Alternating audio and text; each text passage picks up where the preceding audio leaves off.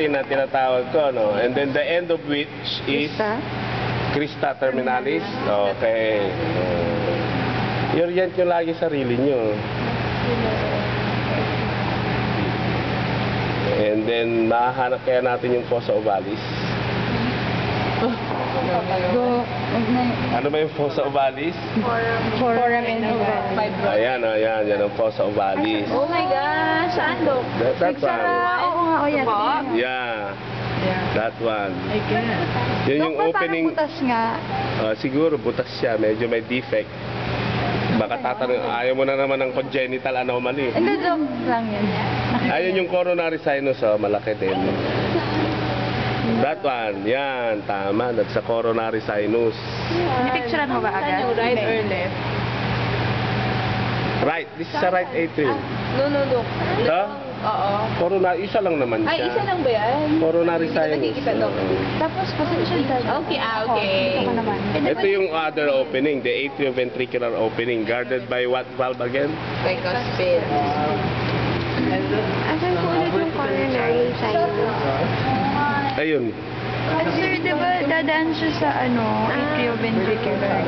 Alin? Yung right coronary artery? Oo, oo. So ano ba yan? Exit or coronary? Ito yung right coronary artery, oh. Papasok siya doon? No, yung coronary sinus is the venous. Ito. Okay. Venous drainage ng heart niya. Sir, saan po yung butas niya po ulit? Ayun. Okay. Pwede That naman one. papasok yung numero doon. Check. So veins lang yung magde-drain doon. So, ito, ganito. It's something like this. Diba, an organ has a blood supply and sige, bahala ka na. Blood supply and a venous drainage. Ano?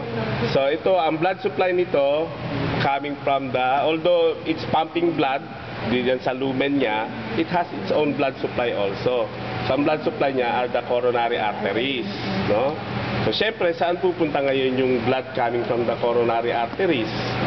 After supplying the muscles, it will move through the veins, mga cardiac veins ang tawag sa kanila. You do not call them coronary veins, no? You call them cardiac veins. There are other veins, merong coronary veins in the body which is outside the heart. Saka na natin pag-aralan yun pag nasa na tayo, GI tract, no? So, cardiac veins.